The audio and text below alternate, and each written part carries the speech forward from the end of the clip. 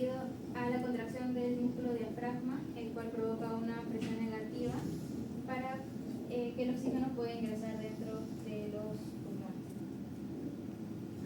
Y aquí se observa cómo, debido a esta diferencia de presiones, que viene a ser del oxígeno inhalado con de la sangre desoxigenada, se da el intercambio gaseoso. En este caso ingresa el CO2 y sale el oxígeno. Por otro lado, en hipoxia, debido a que como son zonas con gran altitud, hay una menor presión parcial de oxígeno. O sea, quiere decir que hay una menor disponibilidad de oxígeno en el medio ambiente, y esto provocaría hipoxia alveolar, que por ende también da hipoxemia arterial. Esta hipoxemia es detectada por los inhibidores periféricos, los cuales se encuentran en los cuerpos carotídeos y aórticos, los cuales a través de la vía eferente van a mandar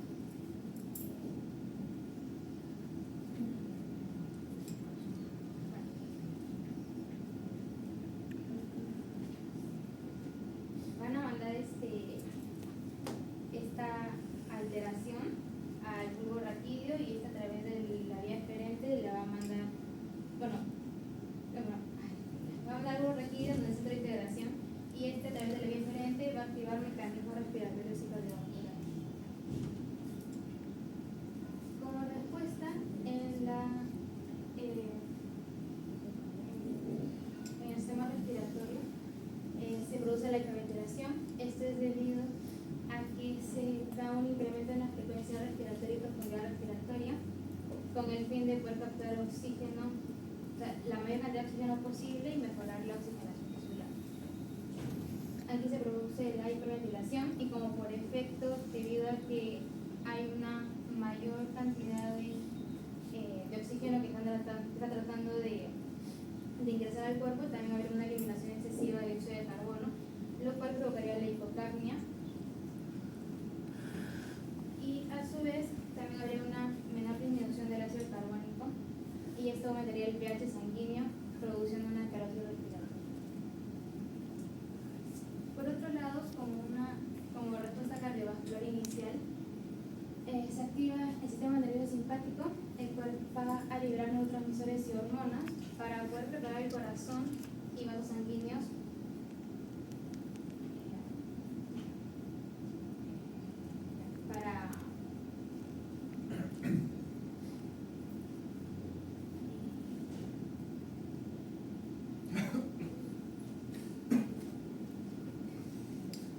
para la hiperventilación.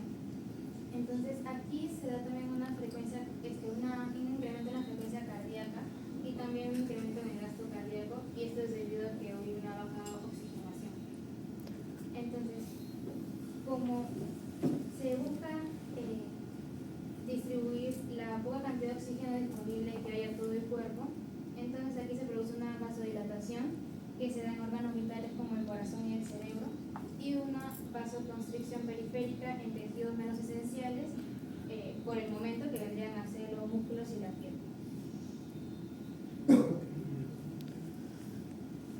Debido a que en la hiperventilación se obtuvo una alcalosis respiratoria, aquí entra el riñón para poder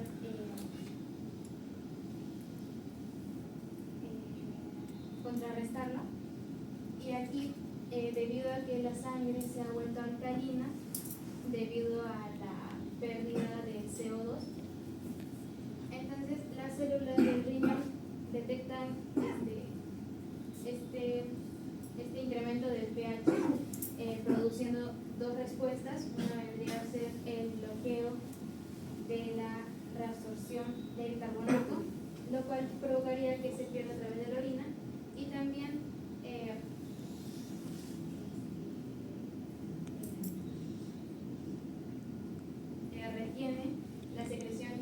retiene los iones hidrógeno para que no se pierdan a través de la orina. Debido a esta pérdida y esta retención de ácido base, se da una acidosis metabólica compensatoria, la cual neutraliza la alcalosis respiratoria inicial, haciendo que el pH se neutralice progresivamente. Esta estabilización del pH elimina el freno químico que haciendo que el animal nuevamente hiperventile y pueda oxigenarse.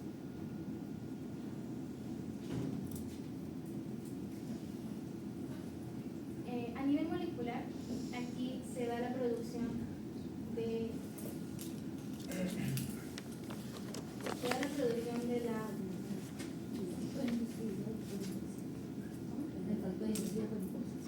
del factor inducido por hipóxia, el cual normalmente se eliminaría debido a la presencia de oxígeno, pero en este caso, como estamos en una situación de hipoxia, entonces este se estabiliza y se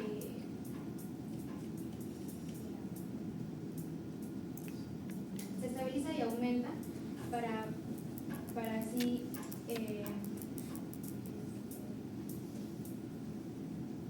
ingresar a la célula y estabilizarse. No, aquí ingresa a la célula y se estabiliza. Entonces, una vez que se estabiliza, también aumenta y de aquí lleva a la médula ósea la señal de eritropoyesis, lo cual aumentaría la producción de glóbulos rojos.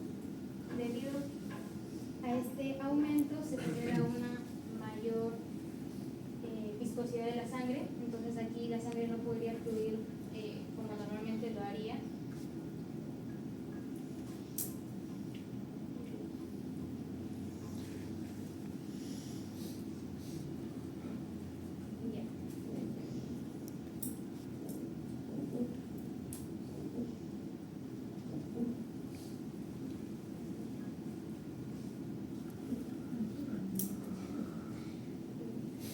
Desde aquí habría una mayor producción de eritrocitos, que esto se diría como una policitemia. Entonces, este de aquí produciría una mayor viscosidad sanguínea, lo cual también provocaría una mayor resistencia al flujo sanguíneo y provocaría que el corazón tenga que bombear mucho más fuerte y mucho más rápido para poder sobrellevar todo eso. Una vez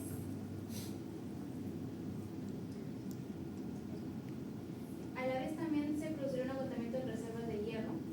Esto es debido a que al haber mayor producción de glóbulos rojos también habría un mayor consumo de materias primas. Entonces aquí el hierro sérico disminuiría y se estarían vaciando los depósitos de almacenamiento de líquido.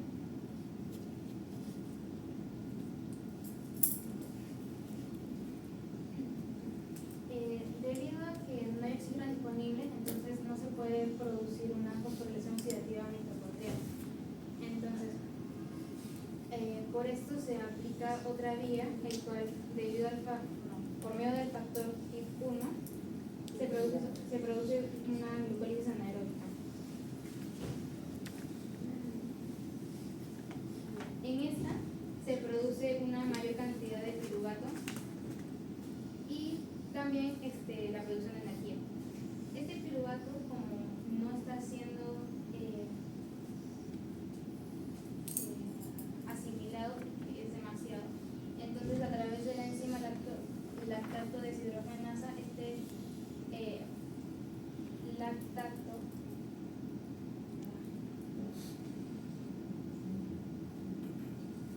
debido a la enzima lactato deshidrogenasa, el piruvato se vuelve lactato.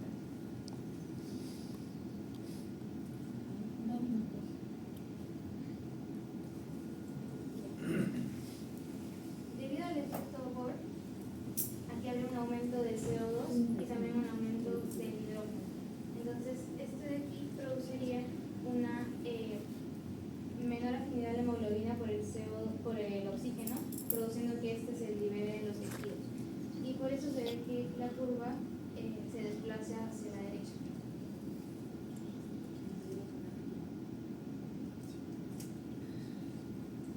Dentro del eritrocito, a través de la vía Rappaport, se produce el 2,3 difosfoglicolato, el cual de acá se estabiliza uniéndose a la proteína, y también aquí se produce una disminución de la afinidad por el oxígeno, permitiendo que permitiendo que el oxígeno pueda ser liberado de los vasos sanguíneos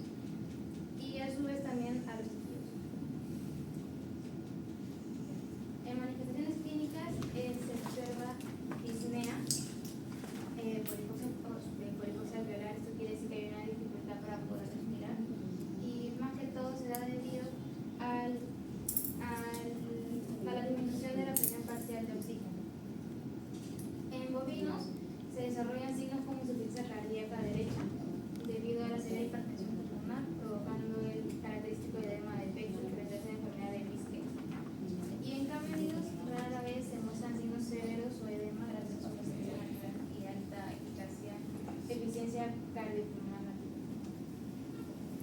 Como diagnóstico, se da una anamnesis, se evalúa la historia de desnutrición.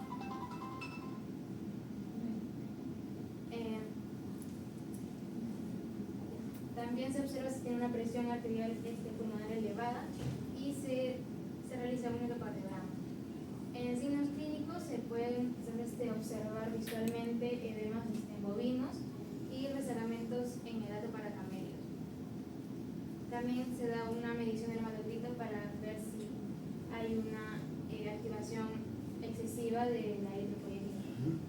En el control y tratamiento se da principalmente una reducción de la actitud, también minimizar el estrés por arreo o manipulación para no disparar el consumo de oxígeno y el uso de vasodilatadores pulmonares, que eso en casos individuales de alto valor. Y estrategia a largo plazo se busca una mejora productiva. Aquí se aplica selección genética.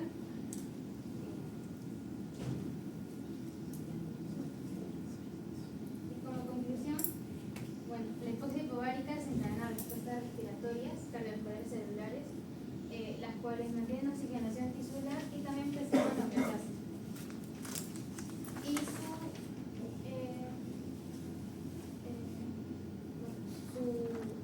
su finalidad viene a ser aumentar la ventilación y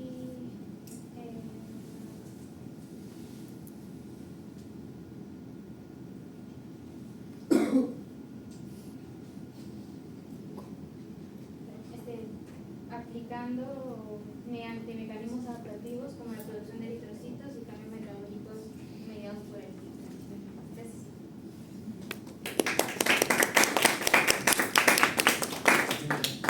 Las palabras van siempre después que se les hacen las preguntas, todo, pues sí, ya te agradecemos, gracias, pues ahí se les aplaude, ¿ya? Señorita, ¿no? Tiene primero preguntas, recuerden que también vamos a valorar, vamos a darles puntos, se hacen preguntas, ¿sí? ¿Tiene otra pregunta por ahí? ¿Algo que no haya entendido, no entendí nada? ¿No? En el caso de los riñones ¿cómo se dice? Que contrarresta la sangre alcalina, ¿cómo se da esto directamente?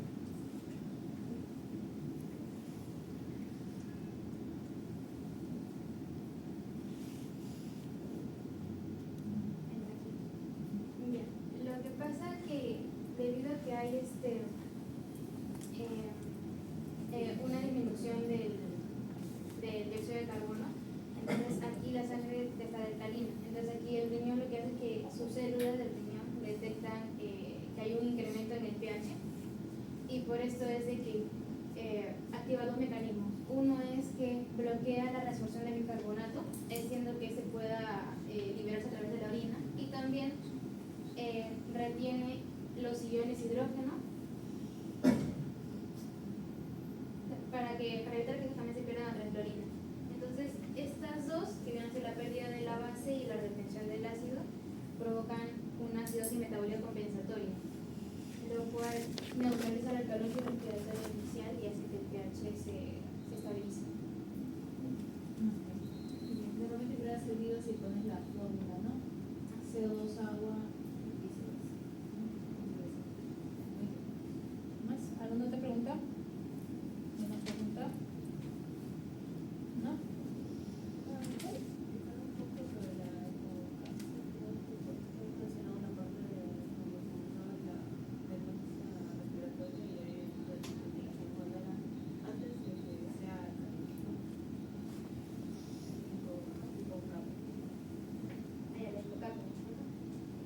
La hipocapnia se da más que todo por la eliminación excesiva de dióxido de carbono, y esto es debido a una hiperventilación. La hiperventilación lo que hace es que, además de captar la mayor cantidad de oxígeno disponible del ambiente para poder subirlo en el cuerpo, no solamente lo capta, sino que también estaría eliminando excesivamente el dióxido de carbono. Entonces, debido a que lo está eliminando, también habría una disminución del ácido carbónico, lo cual incrementa el pH sanguíneo, y de ahí,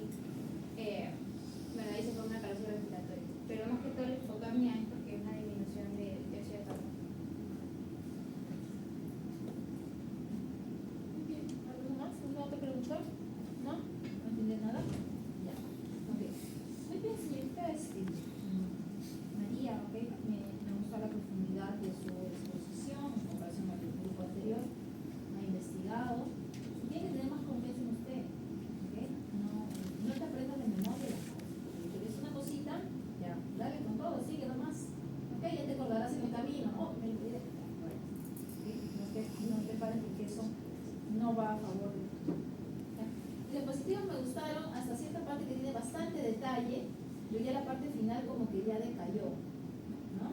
Porque de repente era tu compañero, no lo sé, ¿sí? Por ende no obtendrás una nota tan buena, pero no vas a una nota bajísima. Pero sí, toda esta parte donde he hecho los mecanismos me ha gustado, ¿ok? Entonces tómelo en cuenta los demás grupos, ¿ok? Que así como están presentando a su compañera, es más o menos lo que deberían presentar. Pero cosa faltan algunas cosas importantes como, por ejemplo, la ecuación que habíamos mencionado, ¿ok? De la revolución del pH, ¿ok? Si me gustan las diapositivas, solamente si ves hacia el final hubiera mantenido la misma calidad, hubiera sido bueno. Es como esos dibujitos, ¿no? Que alguna vez he visto que cuando inicias algo, ¿no? Dimos un caballito y al final la mitad, ¿no? Está como otro, así, pero es porque seguro le abandonó su compañero, ¿no? Pero recuerden, diapositivas y monografía, las notas es para los dos, nada que, porque la mitad de mi compañera está bien y la otra lo pone otra nota, no, ¿ok? De ambos es la nota, ¿sí? Igualito como en el caso anterior, una de sus compañeras tenía muy buenas diapositivas, pero la otra mitad de sus compañeros no eran tan buenas, al final se promedia todo eso y la nota va para los dos. O sea, ¿quién sale perjudicada? La que ha hecho, ¿no?, más o menos diapositivas. Entonces les conviene que revisen y que les ayuden en su nota, porque es de los dos. ¿Okay? Como te decía, muy bien la profundidad, me ha gustado, solamente más confianza con eso, más confianza, no te grabes. Si te olvidas, te olvidaste, sigue, ¿ok? Sigue para realidad. ¿Bien? Ok. Ya explicaste lo que era que cuando hay una hipoventilación. ¿Qué es esto? ¿Qué significa que hay una hipoventilación? ¿Qué es la hipocapnia? Ya, pero ¿qué es una hipoventilación?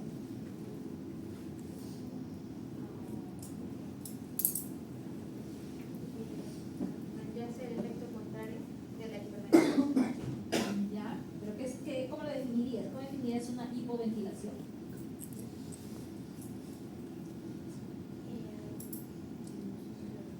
Sería la disminución de la frecuencia cardíaca y también de la frecuencia respiratoria. En la hipoventilación hablaremos de efectos cardíacos. Bueno, sería la disminución de la frecuencia respiratoria. ¿Okay? Claro, ahí va a disminuir lo que es el volumen tidal, ¿okay? La disminución de la frecuencia respiratoria, porque es I, ¿sí? Ahora, algo que te has olvidado que cuando estabas explicando era, ¿okay?, el papel de EPO. No te he escuchado para nada hablar de la eritropoyetina. La has tenido en tu lámina, pero no has hablado de la eritropoyetina, ¿ok? ¿Cuál es el inicio o qué cosa estimula la producción de eritropoyetina y cuál es la función de la eritropoyetina?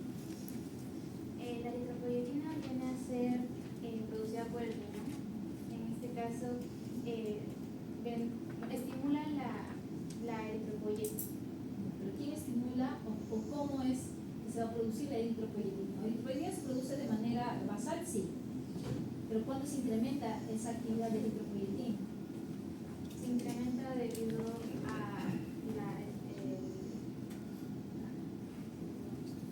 el HIT lo que provoca es que haya un incremento en la producción de eritropoyetina y por ende también incrementa la eritropoyesis. Sí. Ahora, ¿qué cosa hace el factor inducido por hipoxia? ¿Qué cosa hace con el EPO? O sea, no entiendo qué cosa hace. ¿Por qué está ese factor inducido por hipoxia 1? ¿Por qué está debajo de eso? Aparece una cadenita. ¿Qué pasa esa cadenita? Lo que pasa es que el factor inducido por hipoxia ingresa dentro de la célula para poder estabilizarse. ¿Ya? Entonces, una vez que se estabiliza, de ahí se multiplica, como que aumenta, y recién esto de aquí da como un estímulo a la eritropoyetina para que pueda producirse y la eritropoyetina. ¿Pero por qué estará ahí debajo del factor inducido por hipoxia? ¿Por qué habrá esa cadena? ¿Esa cadena qué simboliza?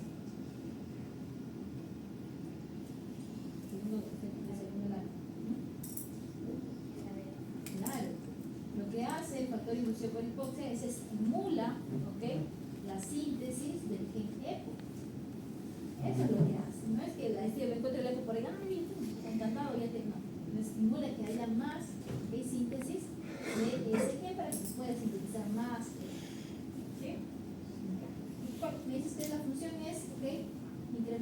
eritropoyesis? ¿A nivel de dónde trabaja EPO?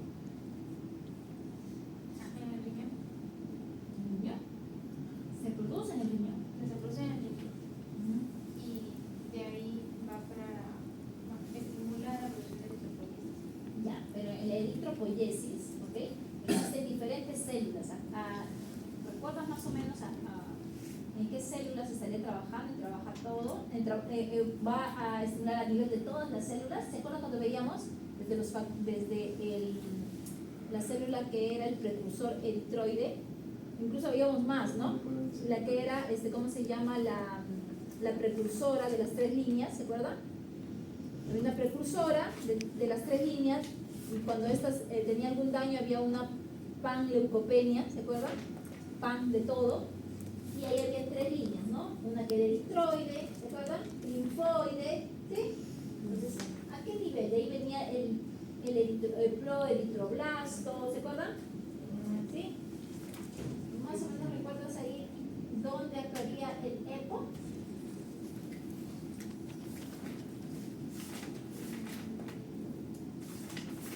¿No lo sabes? No hay problema.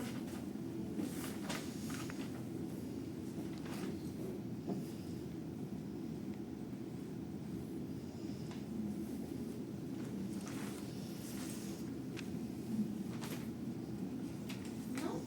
Posiblemente te salvarías diciendo que de repente en las células que son las productoras de las eritroides, ¿no? La primera línea, eritroide, no el primero el que se ve, pero sí en la línea eritroide, esa medición que va a ver, ahí va a trabajar, sí, ahí va a estar. Si no, se dice que cuando no hay EPO, se muere, que estimula la apoptosis, ¿ya? Entonces, eso es importante, no crean que en todos los niveles va a tener efecto EPO. Ya. ¿Qué más? Hablaste de la 2,3 bifosfoglicerato o 2,3 de ¿qué? Cualquiera, es lo mismo. Sí.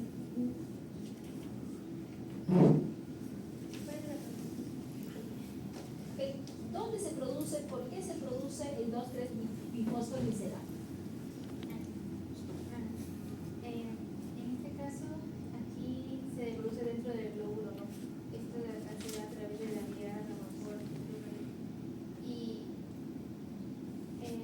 de ahí se produce el bifosfoglicerato. Ya, ¿y qué se sabía? ¿Por qué se sabía? No sé.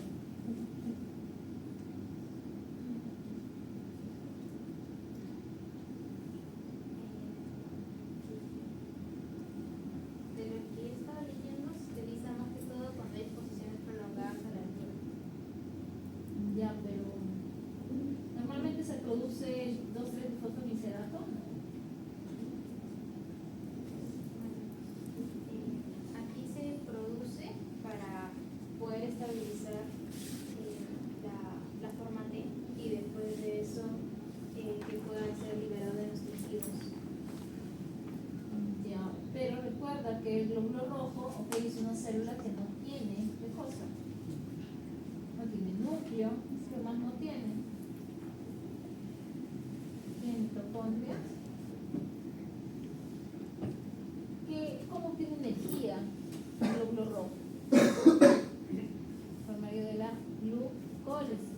¿Okay? Entonces, por medio de la glucólisis, como tiene energía, una vía alterna, que es esta vía de la Rapoport, ¿okay? La utiliza para formar este 2,3 bifosfoglicerato que tiene como función, es decir, el glóbulo rojo se sacrifica.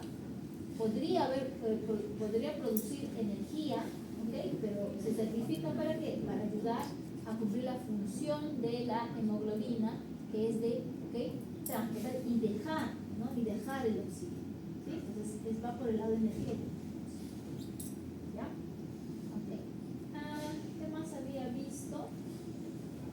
Eso de eso del 2,3 bifosfoglicerato es lo que era para la vida de energético, Claro, recuerden que cuando hablamos de glóbulos rojos habían 3 vías, ¿se acuerdan?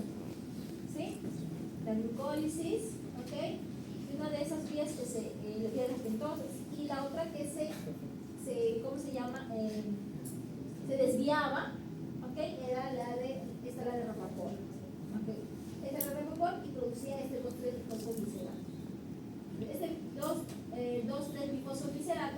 fosfolíceros los dos, ¿okay? Porque son dos veces, ¿okay? Tiene este glicerol, ¿okay? Por eso se llama fosfolícero. Tiene como función, ¿okay? Ayudar a que se libere, ¿no? Como dice su compañera, esto se va a producir muchísimo más cuando hay exposición a lugares donde hay poco oxígeno. Entonces, de esa manera ayuda para que pueda, ¿okay? Liberarse, cumplir su función. ¿Sí? En el caso de ¿cuándo empiezan a producirse esos signos clínicos que mencionaba? ¿A partir de qué altura? Yo estaba leyendo y se producen a partir de los 2500 metros sobre el nivel del mar. Okay. ¿Por qué será a partir de, por qué a partir de los 2500 metros sobre el nivel del mar empiezan a verse esos signos? ¿Qué está pasando ahí? Habría una mayor presión atmosférica. ¿Mayor? Habría una menor presión atmosférica. ¿Sí? ¿Por qué menor? ¿Cómo se mide la presión atmosférica? Bueno, la presión atmosférica es todo lo que está, ¿okay? Sobre nuestra cabeza, ¿sí? Entonces, si yo estoy a nivel del mar, voy a tener, digamos, una presión atmosférica que es de una atmósfera de 760 milímetros de mercurio. Si yo subo 500, 1000, 2000, 2500, ¿tendré más atmósfera sobre mi cabeza o menos? Menos, como yo pienso. Claro, es así, mira, porque si yo estuviera acá abajo, entonces voy a recibir todo esto, no, pero si subo aquí, todo lo que está aquí abajo ya no lo voy a recibir, entonces voy a recibir menos peso, digamos, ¿no? Un ejemplo se podría aplicar tal vez a la inmersión en el agua, tal vez a mayor altura y menor cantidad de agua que te pueda presionar, a mayor, o mejor dicho, a menor altura o más profundo, la presión es mucho mayor. Claro, ahí sería, digamos, de manera, ¿okay? Inversa, podría ser. Pero es inversa. Sí, entonces, a mayor altura, menor presión atmosférica. ¿Y por qué la presión atmosférica tiene que ver con, ¿okay? El oxígeno? Porque habría también una disminución en la cantidad de oxígeno disponible en el medio ambiente. Bueno, digamos. Cantidad, o sea, hay menos, o sea, si a nivel de a nivel de cero, a nivel del mar, donde hay una atmósfera o 760 milímetros de mercurio, hay, por ejemplo, 21% de oxígeno. A mayor altura hay menos, o sea, hay de repente 15% de oxígeno. ¿Sí? ¿Qué dicen?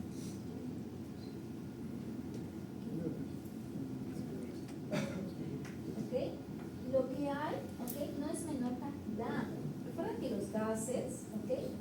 Los gases siempre van a adoptar la forma de lo que contienen. Entonces, el aire siempre va a tener la misma proporción de sus gases, siempre va a tener 21% de oxígeno. ¿Ok? Si 760 es una atmósfera, el 21% de 760 va a ser 160 milímetros de mercurio. Si yo subo a 2500, ya no voy a tener 760, mi presión va a ser menor. Digamos, pongámosle un número, o sea, así, ya, no me acuerdo cuánto es la presión ahí. Pongámosle que tiene 500 milímetros de mercurio. El 21% de 500 milímetros de mercurio va a ser igual que el 21% de 760 milímetros de mercurio. No, va a ser menor. Entonces, el porcentaje no va a cambiar. Lo que va a cambiar, ¿qué cosa es? La parte total, la disponibilidad que va a haber. ¿Sí? La disponibilidad. ¿Ok? Ese es el término. Ahora, ¿cómo repercutirá esta disminución de la presión parcial de oxígeno a nivel alveolar? ¿Qué consecuencia trae? También habría una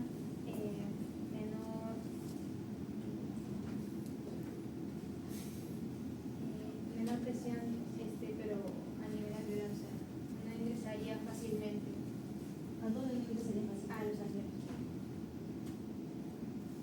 Pero lo que pasa es que para que ingrese a los alveolos, recuerda que sería la mecánica respiratoria, ¿no? Inspiración, expiración, ¿ya? Bueno. Entonces hay una presión parcial de oxígeno menor ahí en el alveolo. ¿Tendrá alguna repercusión esa presión parcial de oxígeno menor en el alveolo sobre la parte respiratoria, No quiero decir la palabra porque tienes que decirla tú. Y justo ves, debe ser alveolo, y tienes que dar.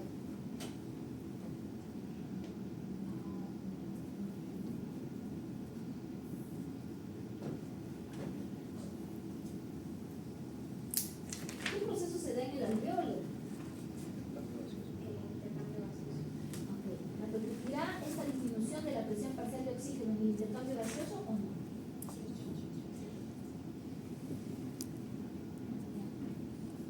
Bueno, aún en condiciones normales, cuando ingresa con una presión elevada. Ingresa, por ejemplo, con 100, ¿ok?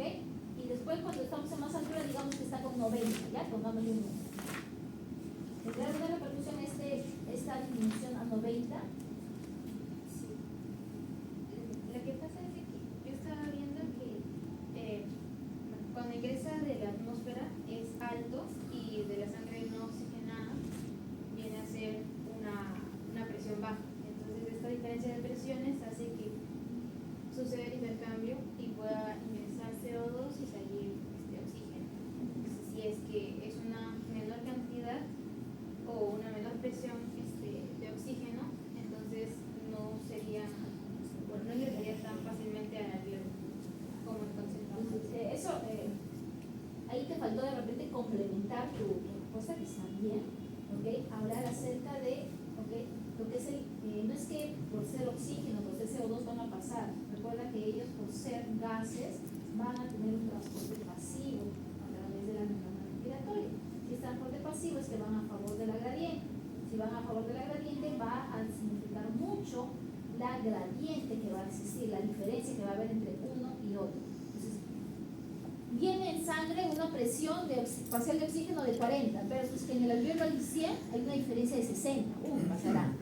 Pero si es que hay 40 y acá 90, ya la diferencia va a ser menor. Por eso es que va a haber menor, ¿qué cosa? Oxigenación de la sangre. Posible, ¿ok? ¿Qué cosa? ¿Qué va a venir después? De menor oxigenación de la sangre. Hipoxemia, línea, entonces todo eso. Entonces, esa partecita ahí te faltó. ¿Ya? Pero está muy bien. O sea, está muy bien. Tu compañera lo ha hecho muy bien, ¿ok? No sé cómo era el segundo grupo, pero lo ha hecho muy bien. ¿Ya? Ahora sí, un aplauso a los compañeras. Profesora, Dígame. una consulta. O sea, si es que hay menor presión, o bueno, menor ingreso de oxígeno, se tendría que usar más el volumen de reserva respiratoria, de lo que el pulmón tiene de guardado de oxígeno para que no se altere tanto. Lo que pasa es que cuando, lo que explicó también mi compañera, es que cuando ya se capta esta disminución de la presión parcial de oxígeno, los quimiorreceptores que son periféricos van a activar, lo que es la regulación tanto cardíaca por un lado y los quimiorreceptores centrales, la regulación respiratoria. ¿Qué cosa va a pasar? Cuando tú vas a altura, ¿qué cosa va a incrementarse primero? Lo que es la respiración, ¿no? Eso qué cosa es una hiperventilación. Esa hiperventilación trae qué cosa? Una alcalosis respiratoria. ¿Por qué? No es que estás tratando de captar más oxígeno, también estás perdiendo CO2. ¿Ok? Entonces, no es que yo quiero, ¿no? Voy a hacer una respiración, voy a usar mis reservas respiratorias. Sería el ideal. Pero el cuerpo, que por instinto lo que hace es incrementar frecuencia respiratoria. ¿Okay? Esos son los cambios que bien lo ha explicado su compañero. ¿Okay? En los cambios a nivel cardíaco y respiratorio que van a ver. Pero ustedes experimenten, pues ustedes cuando se han ido alguna vez a la altura, ¿qué cosa les pasa? Tic. Claro. Nunca salí hiperventilación, pero hablando a nivel pulmonar y no alveolar. O sea, esta respiración agita no es por cambio de diferencia de presión que puede haber, por el hecho que puede haber menor presión en el exterior que en el pulmón a lo mejor. No, lo que pasa es que ahí, cuando se da la hiperventilación, es porque como ha sido captado este incremento o disminución de la presión parcial de oxígeno, lo que hace es que a nivel del diafragma se empieza a contraer más rápido. El nervio frénico empieza a contraerse más rápido y se contrae más rápido. También, obviamente, va a haber dificultad. Va a haber dificultad también en la parte de la mecánica, obviamente. También va a haber No, pero como usted, por ejemplo, si hay un motor, si se equilibra, se va. ¿Quién sigue? ¿Quién sigue? ¿No hay más? ¿Qué esperan? ¿Cómo estamos haciendo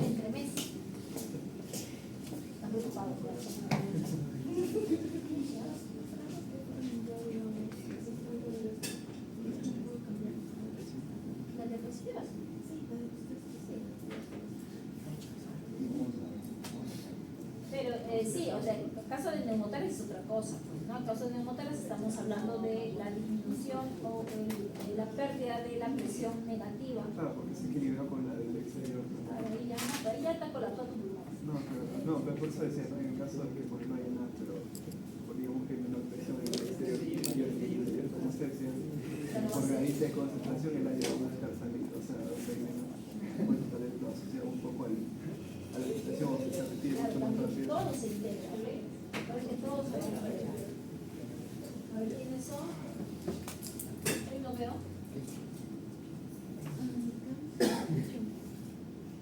Intestino. Anicama y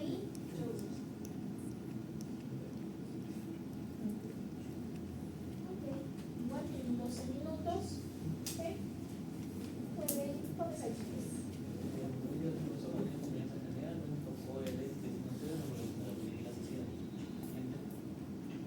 Como introducción tenemos de que el mecanismo del equilibrio y la regulación del apetito es sustancial para cualquier ser vivo.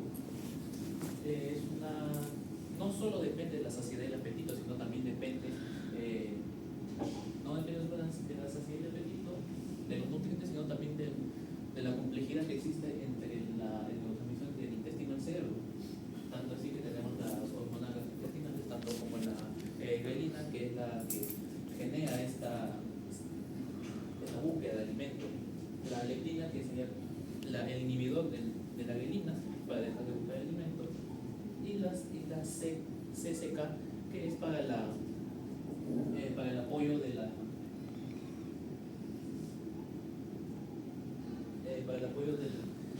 leptina. Por favor.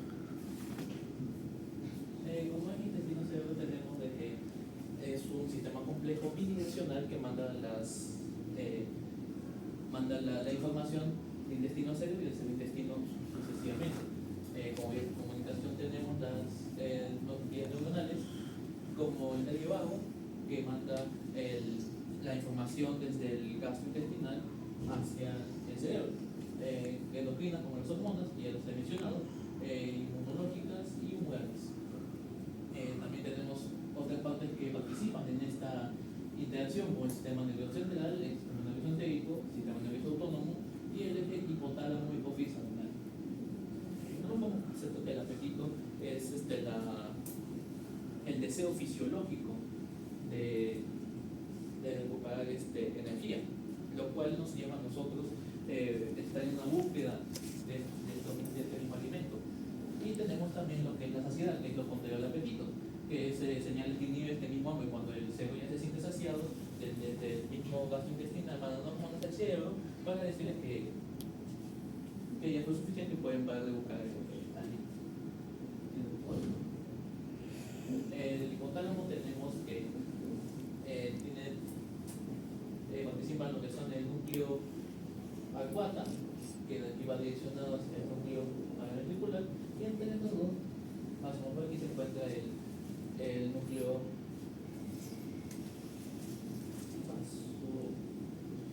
ventromedial. Después del mismo del núcleo de patas se divide en dos, que serían el efecto anoexigénico y oexigénico. Primero empezamos por el oxigénico, los cuales secretan NPI y AGRP, los cuales aumentan el apetito. Y tenemos un contraparte que sería lo opuesto. Lo que genera sería con MSI que disminuye la ingesta de alimentos y aumenta el gasto energético. En el caso de las neuronas POMS, lo que hacen es segregar una hormona que es la propiomelano. Eso. La cual genera el efecto contrario de inhibir la ingesta alimenticia.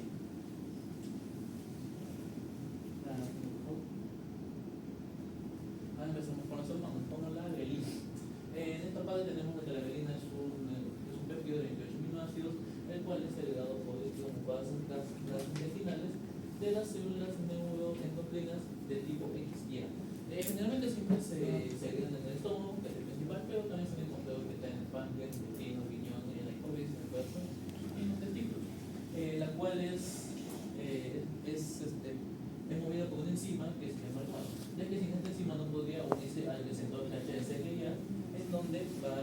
hacia el cerebro más específico del hipotálamo, es donde podemos ver una señalización, en donde señala al cerebro donde tiene que ir como el MPK, el M2 y el CAMK1D para generar una subida de NPI y AGRP, que son los neuropépticos anexigénicos, para aumentar el apetito. También tenemos de que el sistema dopaminérgico para subir la dopamina y consumo de alimentos que azucaradas. Como efectos fisiológicos también tenemos que estimular el apetito, estimular la secreción para aumentar el crecimiento, aumentar el peso corporal, disminuir el gasto energético, inhibir la secreción de insulina y regular el metabolismo de la glucosa. Después mi compañero puede explicar el Bueno, la carnitina es una hormona que se produce en el depósito de tejido adiposo blanco.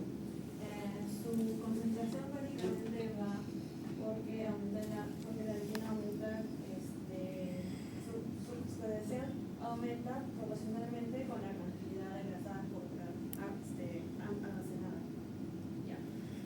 La carnitina se une a su receptor LER o específicamente a su isoforma larga LER-RB en el hipotálamo. Cuando estos se unen, producen una proteína que se llama JAK2. Esta JAK2 fosforila a la STAT, que son también proteínas, específicamente a la STAT3. Esta STAT3 entra al núcleo celular y aquí modifica lo que son la expresión de los genes que se relacionan con el metabolismo y la saciedad, haciendo que disminuya prácticamente la ingesta alimentaria, aumente el gasto energético y también lo que se ve es que se activan las neuronas anexigénicas y se inactivan las neuronas orexigénicas. Por último, la colicitoquinina es una hormona que se produce en el gobierno tipo 1 y las células entre las neuronas tipo 1, en donde estas van a ser activadas dentro de los nervios aferentes vagales, o sea, en el nervio vago, en donde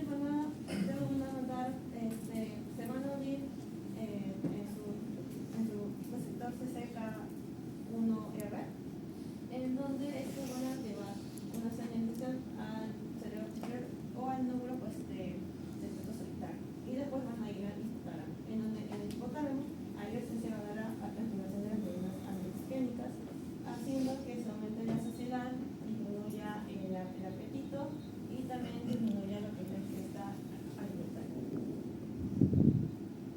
Ya. Con respecto al derivado, bueno, este derivado es una de las principales vías de intestino cerebro y está formada dentro de lo que es el sistema nervioso parasimpático, en donde estas fibras aferentes vagales van a mandar, bueno, su función es transmitir señales sensoriales del tracto gastrointestinal hacia lo que es el hipotálamo, por decirlo así. Primero pasa por las fibras aferentes y luego pasa por el hipotálamo, y luego esto va a hacer que durante la ingesta el intestino libere hormonas como la colicistoquinina, y donde, como sabemos, esta va a activar lo que son las neuronas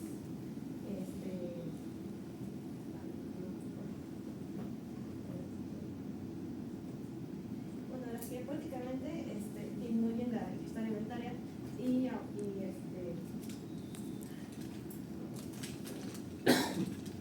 prácticamente aumenta la saciedad y disminuye lo que es la ingesta alimentaria. Hay interacciones fisiopatológicas en las que se deje intestino cerebro. Una de ellas es la especialidad a la lectina, en donde en condiciones normales, cuando hay lectina, hay un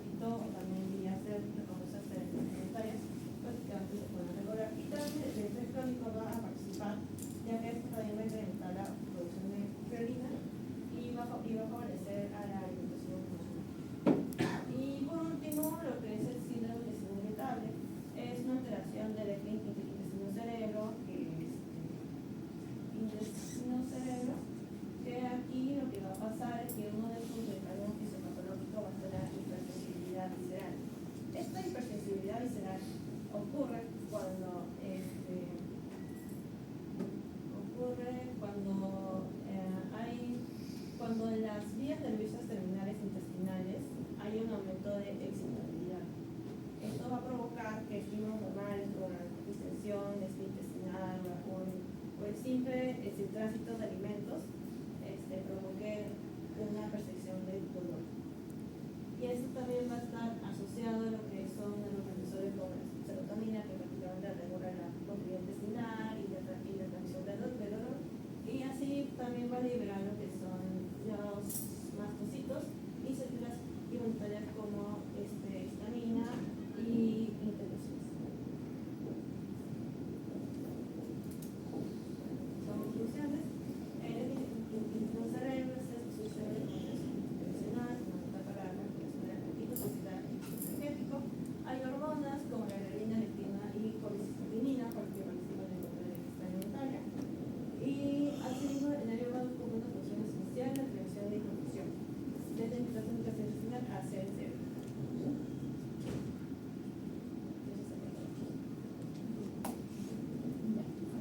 ¿Tienen una pregunta?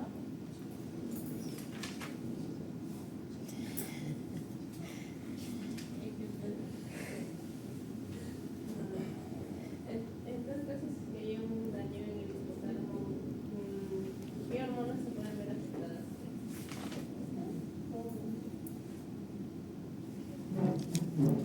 Que mencionaron que uno de los centros es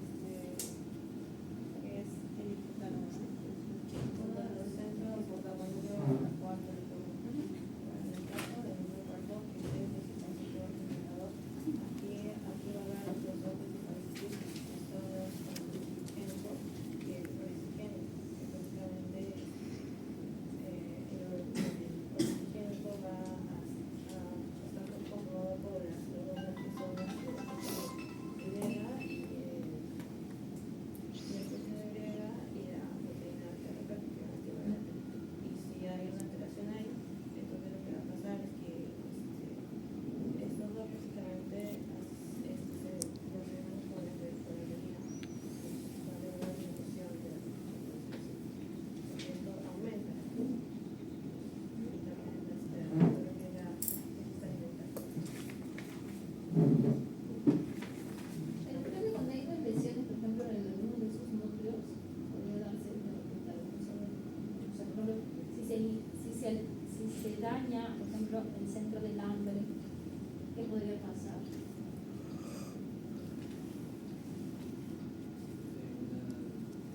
Una disminución de la piel. Y lo que pasaría es que se activaría solamente la vía, ¿ok? Si no tengo hambre, lo que hago es que no voy a comer, hambre. ¿Qué pasaría si se altera, por ejemplo, el centro de la saciedad? No habría momentos en que un organismo está insatisfecho y termina con su ansiedad.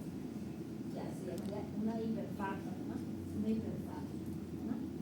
Eso es más o menos algo como que yo pregunto.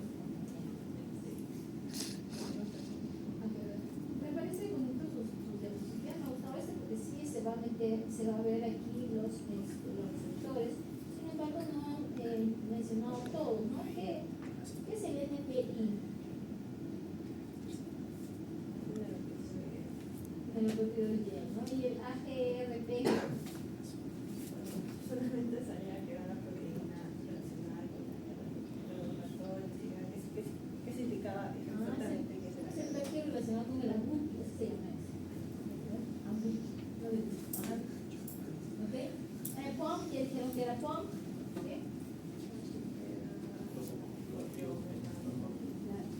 Es la POM, ¿ok? Trabaja como tal, ¿o qué cosa hace el POM? Básicamente digamos que produce una estimulante de narcisismo. En este caso sería el MSH, ¿no? Entonces el POM, ¿ok? Es como una estructura muy grande, ¿no? Es una proteína bastante grande, que lo que necesita, obviamente el cerebro necesita una pieza importante y luego como que se va haciendo más chiquito, ¿no? Como en el MSH. ¿Y ese MSH dónde se une? ¿Dónde se toca? ¿Dónde se une? ¿Cuáles de todos esos?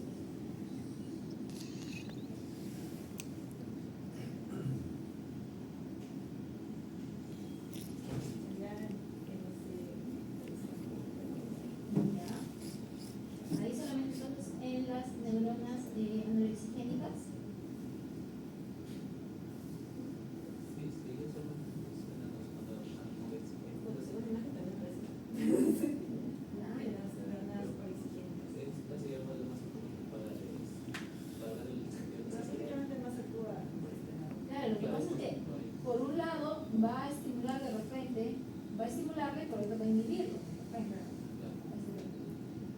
¿Qué más tienen ahí? O sea, no me ha dado el efecto de GABA, no escuché nada de GABA.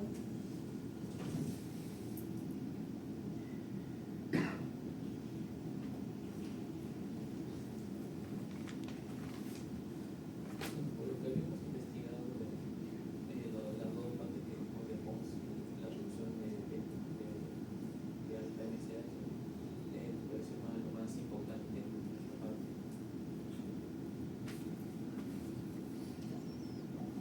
Ok, cuando tengo un gráfico, traten de que, tratar de explicar todo, por más que no esté en sus... En la final sería una referencia más poética de la cosa. No, pues porque el GABA, ¿qué cosa haría? Por ejemplo, ahí. Dividiría, a la vía oxigénica. Entonces, por ese lado. Vamos a ver el siguiente. Ahí me gustó eso, pensé que iban a desarrollar un poquito más.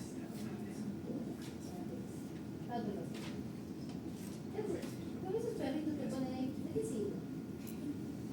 Lo que dije, no pongan imágenes que no sirven, no es de perrito, el otro. Bien tierno, pero al final es el otro, ¿ves? Es el siguiente. Le gusta más otro. ¿Dónde está? A ver, atrás. Ay, ese. Acá hay otras hormonas que sí, dije, oh, qué bien, usted sí lo ha tocado.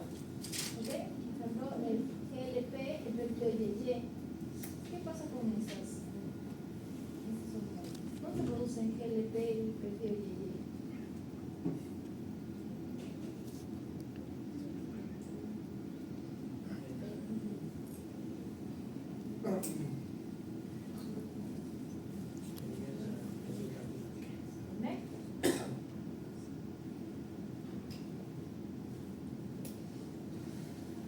Pues está junto a CCK, colcitocinina, de repente se produce por ahí también.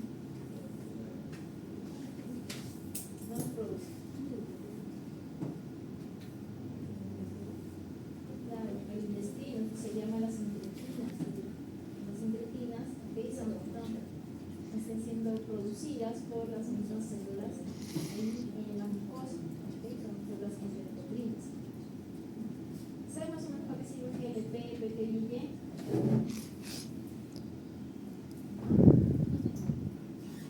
Nuevamente, cuando ponen algo diapositiva, traten de ver todo lo que van a poner. Pensé que como lo habían puesto, y dije, oh, ya querían ustedes si van a hablar. ¿Ok? ¿Qué más tenemos? A ver.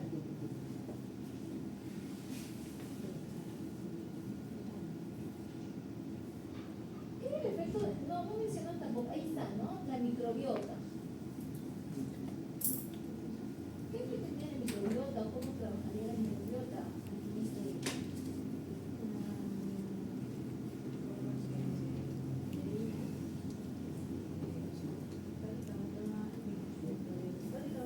También en el síndrome intestinal, está una definición intestinal, prácticamente está causada por la disminución de las bacterias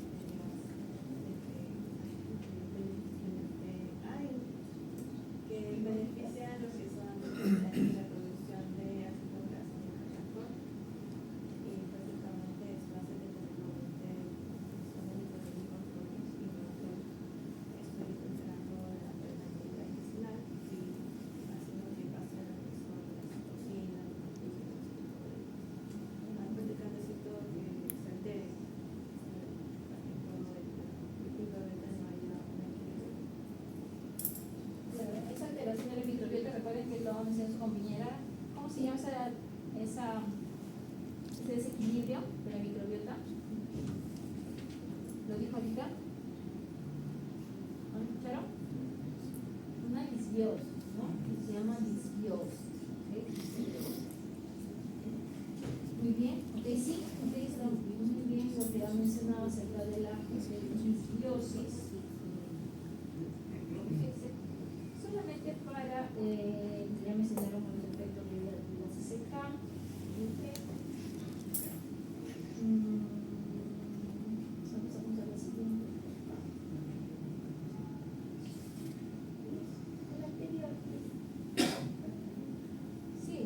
preguntar, a ver. Había una división en dos imágenes. Eso de ahí. En la imagen que está hacia la izquierda, vea que la insulina juega un papel tanto en AGRP como en el ojo, pero no logro entender muy bien exactamente por qué es tan importante, porque ves un plus incluyente en lo que es la insulina.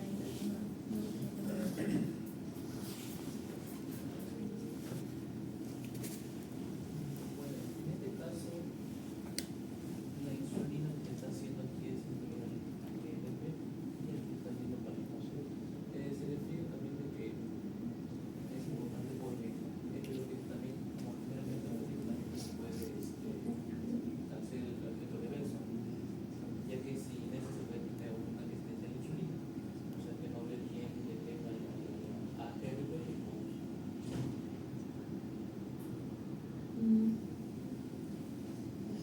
Pero, o sea, ¿y por qué se libera insulina? ¿Qué produce insulina?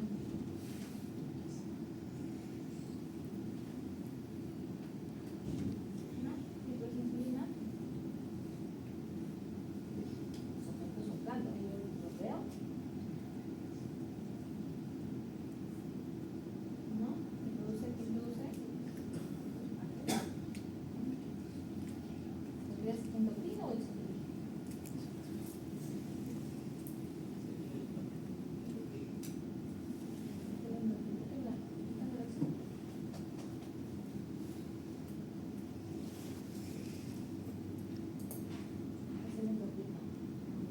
Pero me está que digan de pronto no se acuerda y de pronto se acuerda. Eso no se piensa. Entonces se produce el páncreas, ¿ok? ¿Cuál es la función entonces de la insulina?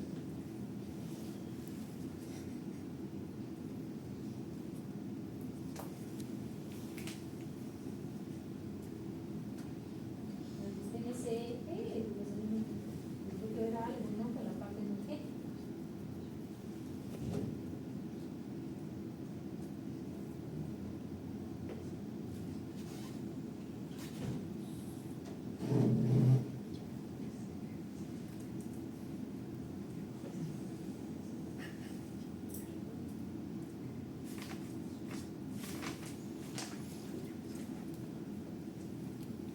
¿No?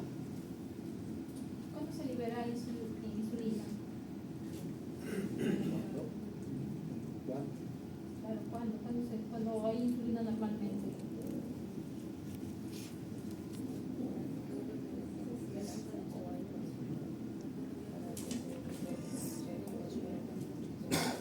La insulina se va a liberar cuando las glucemias se incrementan, glucemias, glucosa en sangre. Eso es por lo general postpandreal, después de haber comido. Ahí se va a liberar. ¿Para qué? ¿Cuál es la función de la insulina? Tratar de meter esa glucosa dentro de las células. Entonces, lo que va a hacer es estimular a las células a que expresen mayores transportadores de glucosa. ¿Verdad? En este caso, habiendo visto la función de la insulina, ¿qué podrían decir? ¿Cómo podría estar influenciando esto?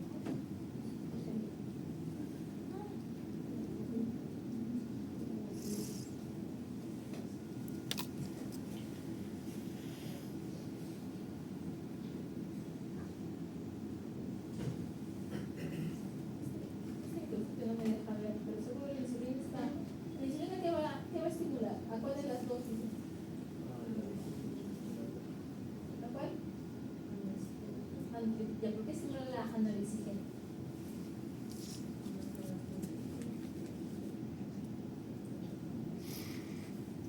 Ya, pero ¿por qué estimularía la analítica?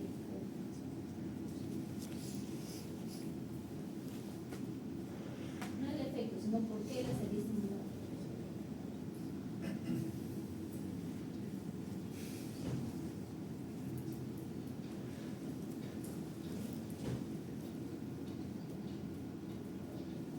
Seguido para como alimenticio para que pueda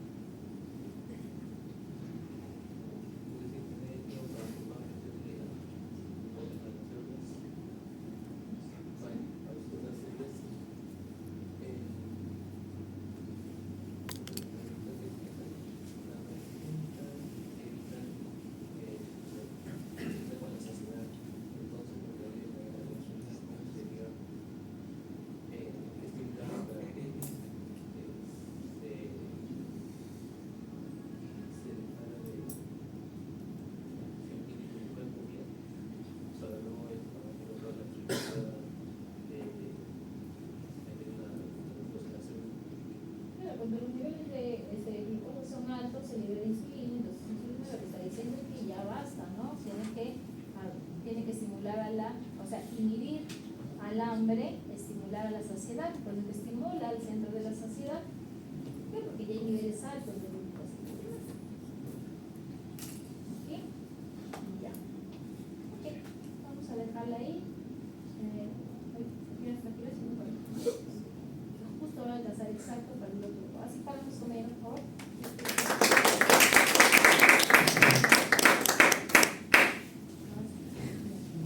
Siéntate, por favor.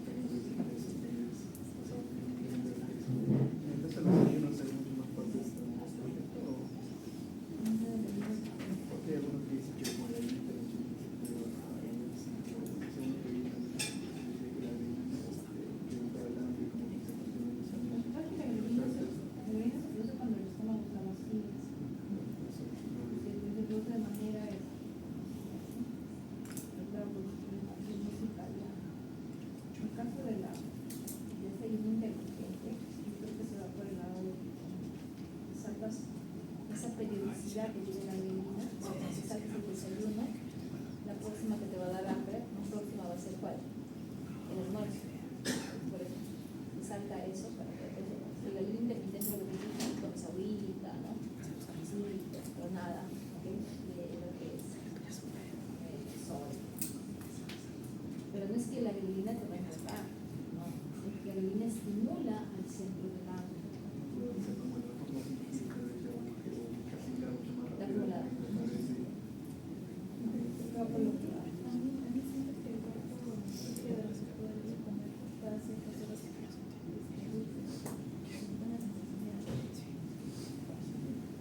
Claro, ya está de repente relacionado ya con una sensación, ¿no? que con una activación, ya no hay esos tipos, sino que yéndose así, ¿no? De manera así. Lo que tendría que hacer de repente es subir más fibra. La fibra te va a llenar, la extensión del estómago va a ser tranquila. Ahora, a veces te da muchísimo ganas de comer algo dulce, ¿no? Es como que te da un bajón y es una de las problemas. Lo que tienes que hacer es solamente tratar de disminuir lo que son, ¿cómo se llama? El aporte de calorías y tratar de que tengas comidas chiquitas. Claro, comidas chiquititas, pero el problema es el carbohidrato. A ver, Chumbes era el señor y la señorita era mi cama.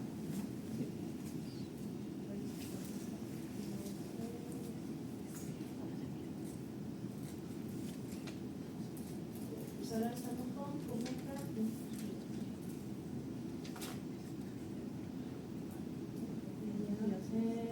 Natalie. Empecemos.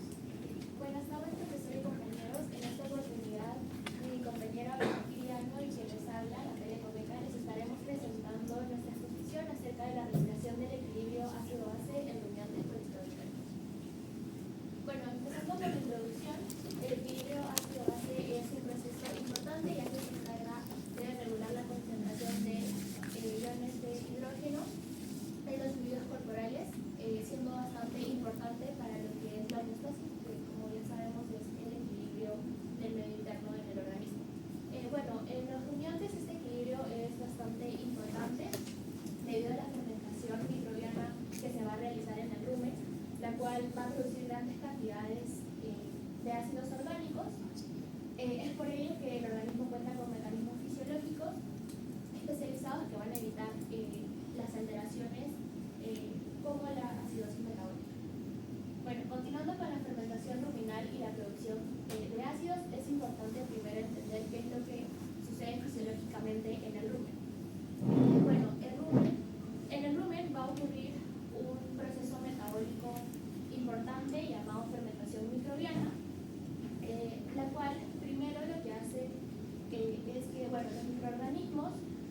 bacterias, protozoarios, hongos y algunas arqueas lo que hacen es fermentar los carbohidratos y de esta manera van a generar ácidos grasos volátiles que bueno, como se puede observar en este cuadro, tenemos al acético y como función principal va a brindar energía, va a ser precursor de grasa y también de leche.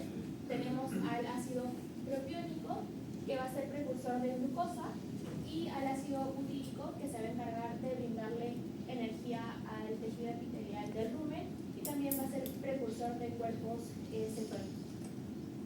Además, esta fermentación va a implicar una constante producción de protones, lo cual va a tender a disminuir lo que viene siendo el pH ruminal.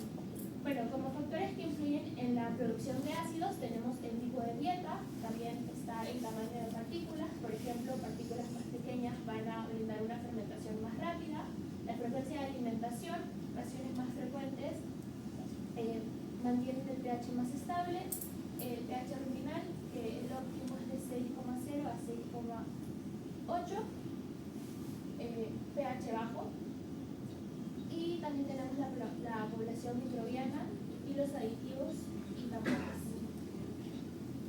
Ahora continuando con el mecanismo de amortiguación, para poder contrarrestar esta acidez, el primer mecanismo de defensa es la amortiguación por la saliva. Esta secreción salival se va a estimular principalmente por la masticación y por la rumia, siendo más efectiva en dietas ricas en fibra, lo que va a resaltar la importancia del buen manejo nutricional. Bueno, tenemos los componentes amortiguadores de la saliva, tenemos el sistema bicarbonato, donde el bicarbonato va a capturar a un ion hidrógeno, de esta manera se va a producir lo que es el ácido carbónico, para luego componerse en agua y en dióxido de carbono. Este sistema va a ser el principal sistema amortiguador de la saliva ruminal y va a representar un 70 a un 80% de la capacidad del tampón.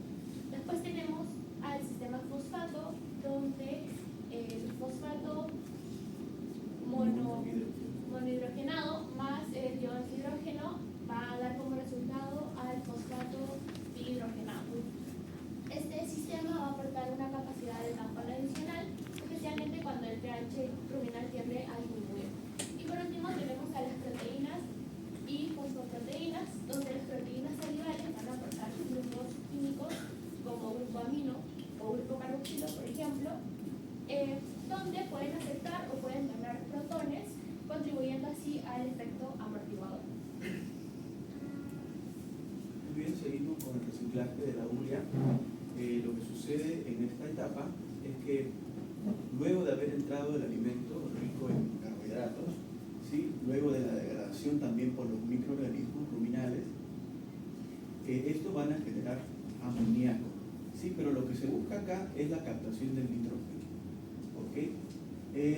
Entonces, muy bien, al degradar estos alimentos, los microorganismos liberan amoníaco, y como el amoníaco en exceso es dañino, este pasa por la pared ruminal hacia los canales sanguíneos y puede llegar y llega al hígado. El hígado se encarga aquí de convertir este amoníaco en urea. En este momento la urea puede tomar dos caminos: o se desecha por los riñones o vuelve al espacio ruminal. Es por eso que se denomina reciclaje de urea. ¿Ok? Muy bien, una vez la urea en el rumen, los microorganismos estos la aprovechan, ¿sí? Con la ayuda de esta enzima llamada ureasa, ¿sí? Que les permitirá, por supuesto, a la creación de proteínas microbianas, que es lo que en realidad alimenta al individuo.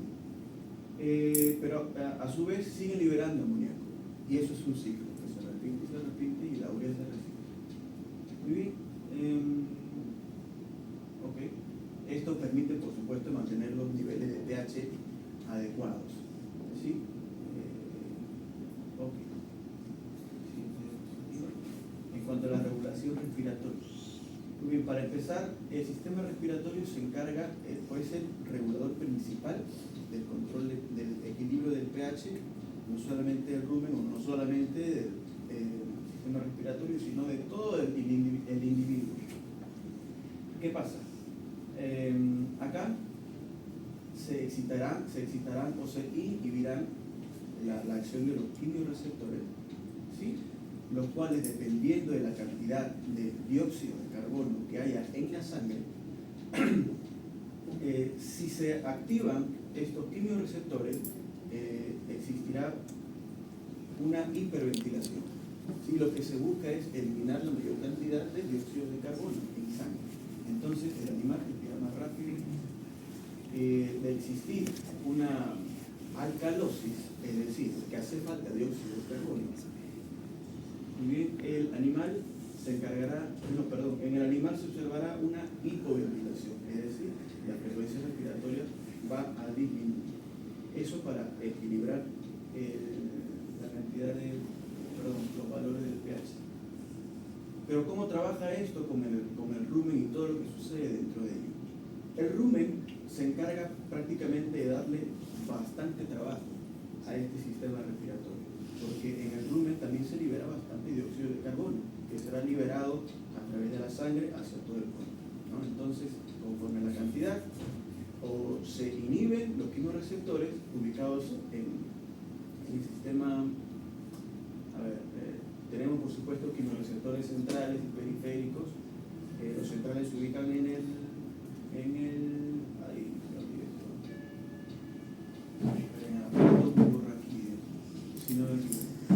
ok, entonces estos se inhibirán o se excitarán de acuerdo a la cantidad de dióxido de carbono. Siguiente diapositiva. Ok, ahora hablaremos un poco de la regulación renal.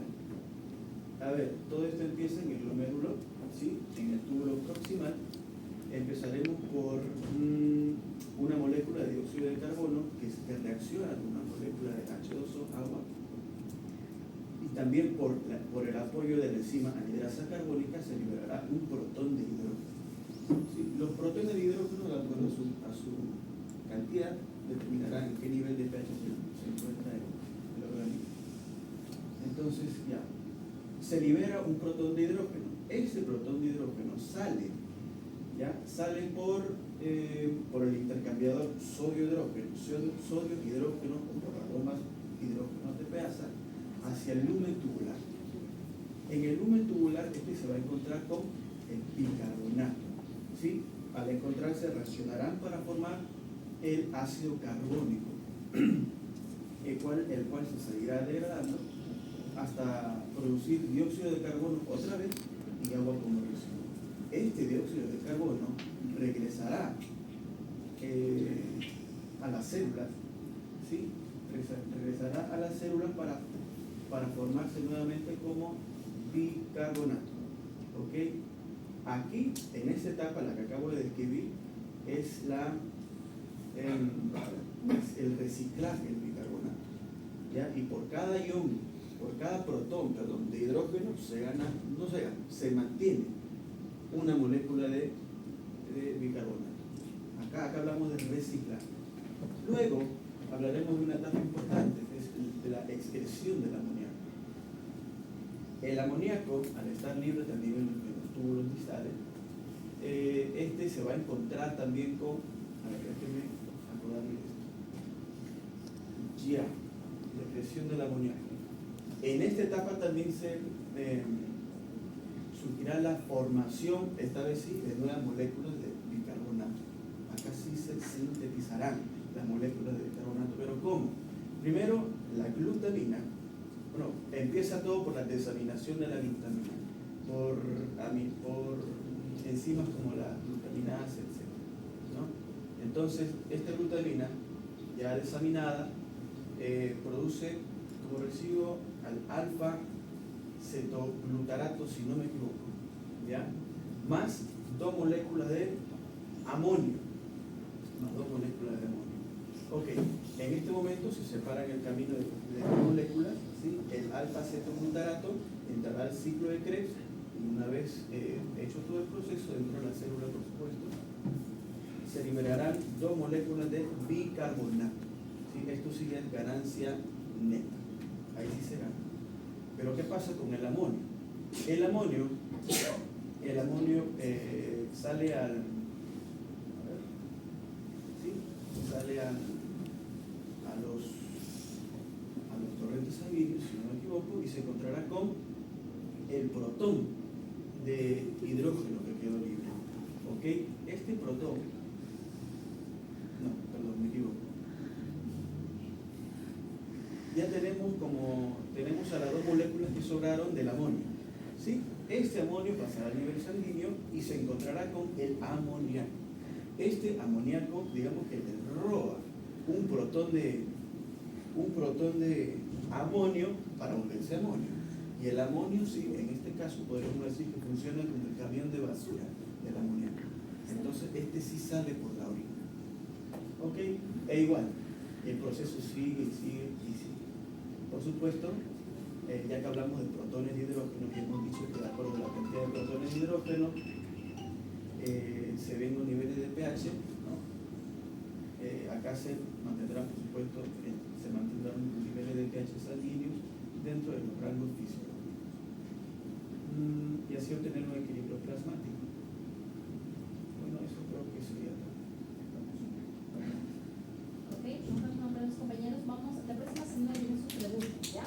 Ok, bueno, acuerdo, unas palmas solamente para que no se sientan más que bien.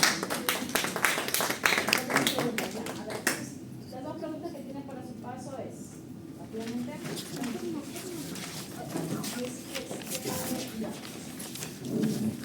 mencioné dos efectos luminosos que cause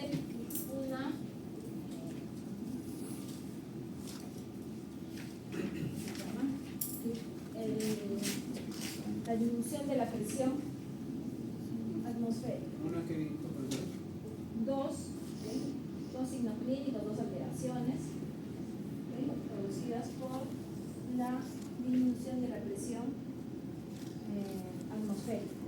Y número dos, mencioné dónde se produce y la función o la actividad que hacen leptina, grelina e insulina. ¿puedes repetir la segunda profesora? ¿Puedes repetirlo? ¿Dónde se produce y qué hace grelina, leptina e insulina?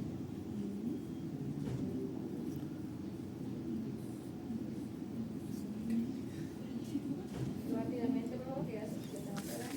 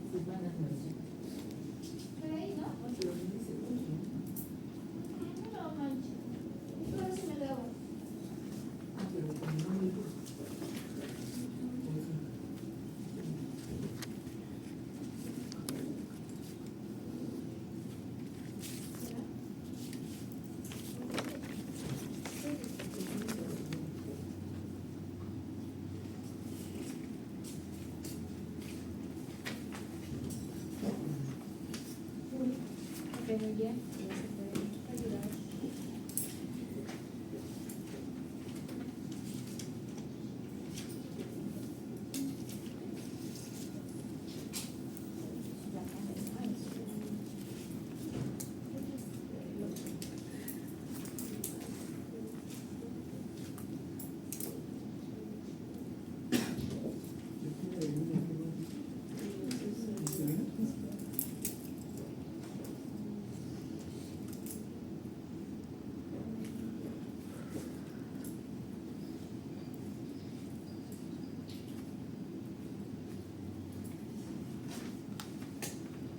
Chicos, vamos.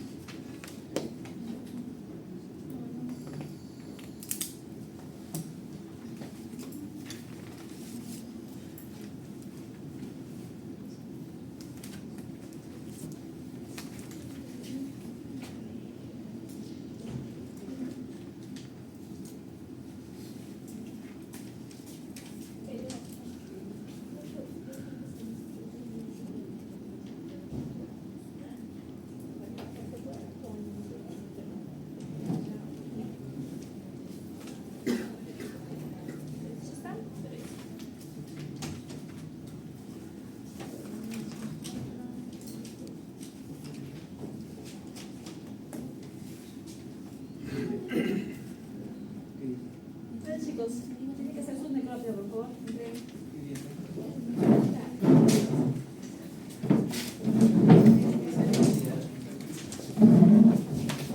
Por lo menos realmente la exposición.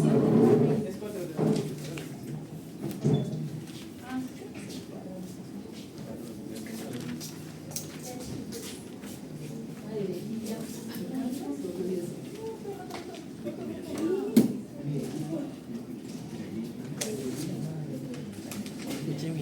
Y ya estaba revisando exámenes hasta tarde, porque a mí no me gusta que lo vayan a instalar. No, a mí más fácil. Me quitan mi juventud, ¿no? Mi vida. Sí, doctora, yo sí. Ay, de verdad. No, pero vale.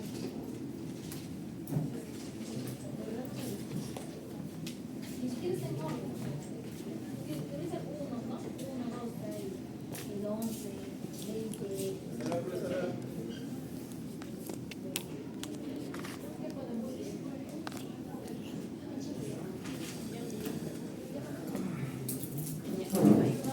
No, todavía. Claro, todo. Falta una vida todavía. Chicos, chao, nos vemos. Siguiente. Nos vemos.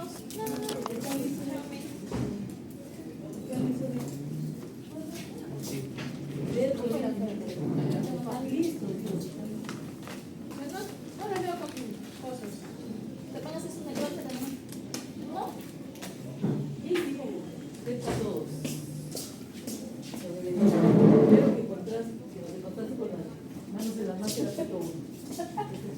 Ya chicos, ya chao, nos vamos.